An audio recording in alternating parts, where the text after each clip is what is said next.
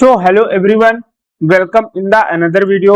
Sir, इस video में हम लोग बात करने वाले हैं रिएक्शंस इन्वॉल्विंग इन एरोमेटिसिटी।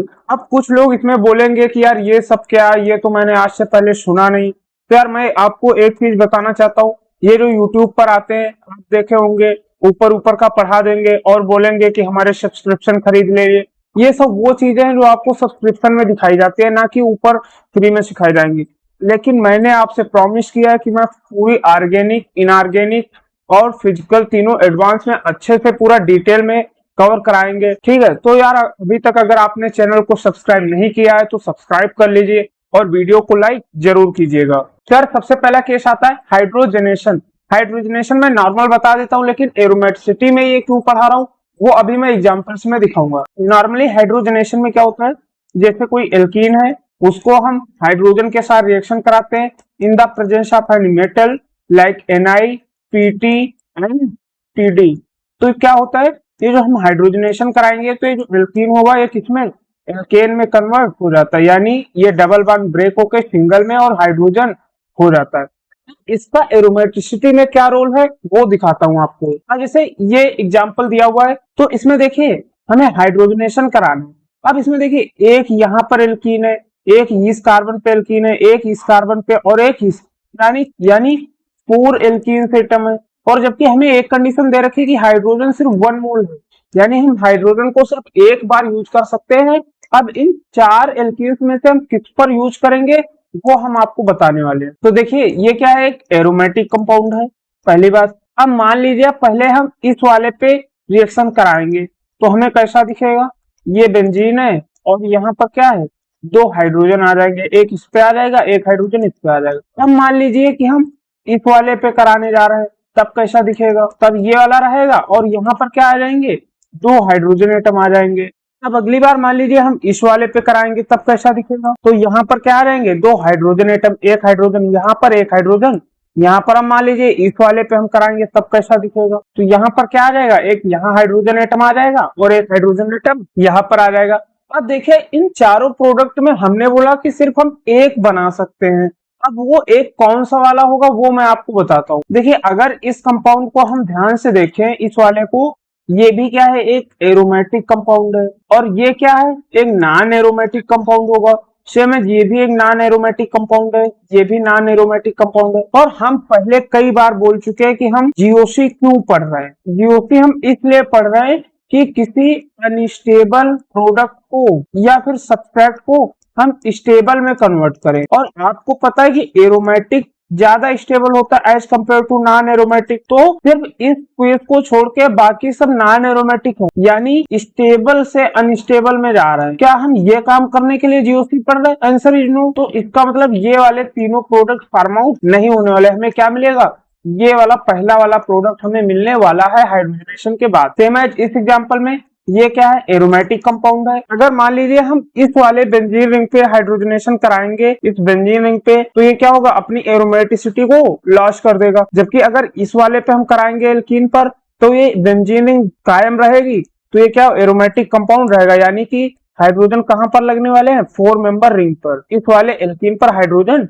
लगने वाले हैं। नेक्स्ट एग्जांपल, एक चीज तो पता चल गई कि अगर हम बेंजीन पर रिएक्शन कराएंगे तो ये अपनी एरोमेटिसिटी लॉस कर देगा, जो कि हम बिल्कुल नहीं कराने वाले हैं। तो अब क्या करेंगे, अब हमारे पास 2 केस हैं, या तो इस पर रिएक्शन कराएंगे या इस पर कराएंगे।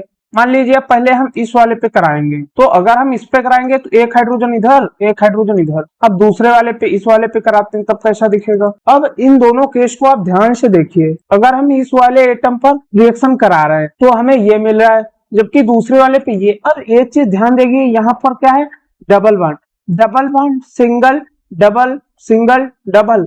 अगर इस वाले को हम मेंटेन रख रहे हैं तो हमें क्या मिल रहा है, रिजोनेंस मिल रहा है। और जबकि इस वाले को अगर हम हटा रहे हैं तो हमें रिजोनेंस नहीं फाइंड आउट हो रहा है। तो जिसमें जितना ज्यादा रिजोनेंस होगा वो उतना ज्यादा स्टेबल होगा। तो यानी हमें पहला वाला नहीं मिलेगा, ये सेकंड वाला प्रोडक्ट फार्म आउट होने वाला है। सेम एज इस एग्जांपल में, ये एक इक्विवेलेंट यानी 1 मोल हाइड्रोजन का हमें यूज करना है।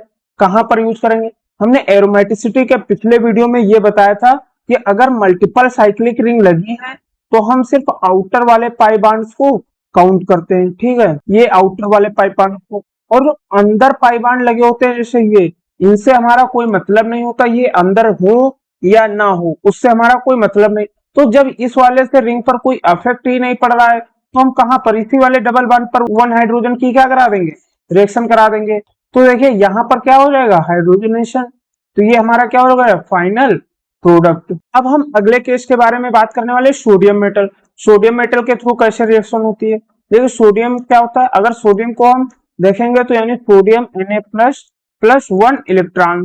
अब सोडियम का यही जो 1 इलेक्ट्रॉन होता है ये हमेशा रिएक्शन में क्या करता है, पार्टिसिपेट करता है। कैसे करेगा, देखिए ये सोडियम है, इसका एक इलेक्ट्रॉन होगा, एक इलेक्ट्रॉन क्या करेगा, इस डबल बॉन्ड पे रिएक्शन करेगा, यानी ये डबल बॉन्ड ब्रेक होगा। तो हमारे पास एक डबल बॉन्ड है तो यानी 2 इलेक्ट्रॉन्स लगेंगे, एक बार इस पे इलेक्ट्रॉन्स अटैक करेगा, एक बार इस पे इलेक्ट्रॉन्स अटैक करेगा। तो रिएक्शन के बाद कैसा दिखेगा, यहाँ निगेटिव चार्ज, यहाँ निगेटिव चार्ज। अब इस वाले कंपाउंड को अगर ध्यान से देखें ये निगेटिव चार्ज ना हो तो ये क्या है, 4 पाई इलेक्ट्रॉन्स होंगे, यानी कि एक एंटी एरोमेटिक कंपाउंड है। और अब इसमें देखें तो क्या होंगे, 2 2 4 2 6 6 पाई इलेक्ट्रॉन्स। अगर 6 है तो ये क्या है, एरोमेटिक कंपाउंड है, यानी हम एक एंटी एरोमेटिक से एरोमेटिक में जा रहे हैं, यानी अनस्टेबल से स्टेबल की तरफ जा रहे हैं। तो ये क्या होगा, रिएक्शन पॉसिबल है। और जबकि इस केस में देखिए सेम इसमें भी सोडियम अपने 2 इलेक्ट्रॉन्स को यूज करेगा, यानी 2Na को लेंगे हम, 2Na प्लस 2 इलेक्ट्रॉन। तो ये क्या करेंगे, मान लीजिए इस डबल बॉन्ड को ब्रेक करेंगे तो यहाँ पर कैसा दिखेगा, यहाँ पर एक निगेटिव चार्ज, एक निगेटिव चार्ज है। अगर इसको देखें ये बेंजीन क्या है, एरोमेटिक कंपाउंड है। इसमें देखें 2 to 4 to 6 to 8 pi electrons है, 8 पाई इलेक्ट्रॉन्स यानी 4 का मल्टीपल, यानी एंटी एरोमेटिक। ये क्या जा रहा है, स्टेबल से अनस्टेबल की तरफ जा रही रिएक्शन। तो ये रिएक्शन नेचर में पॉसिबल नहीं है। क्यों, क्योंकि स्टेबल से अनस्टेबल में जा रही, तो ये रिएक्शन होने वाली नहीं है। अब अगर इस केस में बात करें, ये क्या है, नॉन एरोमेटिक कंपाउंड है। अगर नॉन एरोमेटिक कंपाउंड है तो सोडियम क्या करेगा, अपना एक इलेक्ट्रॉन देगा, यहाँ पर क्या करेगा, बॉन्ड को इस ब्रेक करेगा, यानी हमें कैसा मिलेगा, पहला इंटरमीडिएट, यहाँ एक हाइड्रोजन है और यहाँ पर एक निगेटिव चार्ज। अगर देखें तो कितने होंगे, 4 to 6 यानी 6 पाई इलेक्ट्रॉन। अगर 6 पाई इलेक्ट्रॉन है तो ये क्या है, एरोमेटिक कंपाउंड है। अगर एरोमेटिक कंपाउंड है यानी स्टेबल से स्टेबल की तरफ जा रही है, तो ये रिएक्शन नेचर में पॉसिबल है। अब अगले केस की बात करते हैं, Lewis acid and base reaction. Lewis acid base में क्या होगा कि AlCl3 होगा और यहाँ पर कोई हैलाइड लगा होगा, Br भी हो सकता है, क्लोरीन भी हो सकता है और आयोडीन भी हो सकता है। देखिए AlCl3 के पास क्या होता है, एक वैकेंट ऑर्बिटल, और जिस भी कंपाउंड के पास वैकेंट ऑर्बिटल होगा वो क्या चाहेगा कि हमें कहीं से भी इलेक्ट्रॉन मिल जाए। तो ये क्या करेगा, ब्रोमीन के पास जाएगा, ब्रोमीन के पास lone pair of electron, bromine से बोलेगा भाई हमारे पास इलेक्ट्रॉन्स की कमी है, आपके पास लोन पेयर यानी इलेक्ट्रॉन ज्यादा है, तो यार प्लीज अपने इलेक्ट्रॉन को दे दीजिएगा।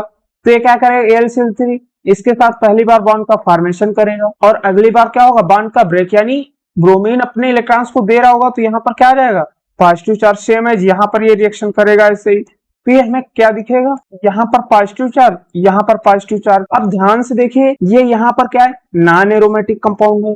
अब यहाँ पर अगर बात करें ये क्या होगा, 2 पाई इलेक्ट्रॉन्स यानी कि एरोमेटिक कंपाउंड। और आपको पता है एरोमेटिक ज्यादा स्टेबल होता है, यानी ये अनस्टेबल से स्टेबल में जा रही, यानी ये रिएक्शन नेचर में पॉसिबल। सेम है, इस एग्जांपल में देखिए क्या है, नॉन एरोमेटिक कंपाउंड है, ये AlCl3 करेगा, यहाँ पर बॉन्ड ब्रेक होगा तो ये कैसा दिखेगा, यहाँ पर पॉजिटिव चार्ज यानी 4 पाई इलेक्ट्रॉन।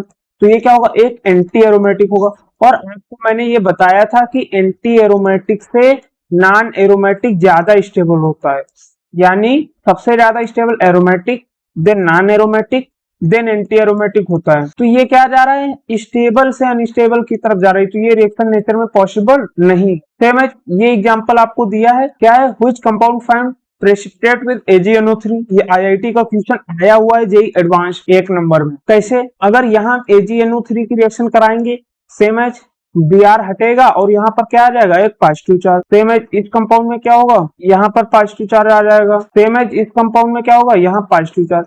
अब अगर ध्यान से देखें ये क्या है, नॉन एरोमेटिक है, ये भी नॉन एरोमेटिक है, ये भी क्या है, नॉन एरोमेटिक है। अब यहाँ पर देखें 4 पाई इलेक्ट्रॉन्स यानी एंटी एरोमेटिक, ये अभी भी नॉन एरोमेटिक है। और जबकि ये क्या हो रहा है, अब 2 पाई इलेक्ट्रॉन्स यानी एरोमेटिक, ये नॉन एरोमेटिक से एरोमेटिक जा रहा है, ये नॉन एरोमेटिक से नॉन एरोमेटिक, और ये नॉन एरोमेटिक से एंटी एरोमेटिक, यानी ये स्टेबल से अनस्टेबल जा रही है, इसमें कोई चेंज नहीं। और जबकि थर्ड वाले में क्या हो रहा है, अनस्टेबल से स्टेबल जा रही है, यानी थर्ड वाला हमारा क्या होगा, फाइनल आंसर। अगर आपको वीडियो अच्छा लगा, चैनल को सब्सक्राइब कीजिए, वीडियो को लाइक कीजिए और दोस्तों के साथ शेयर जरूर कीजिए।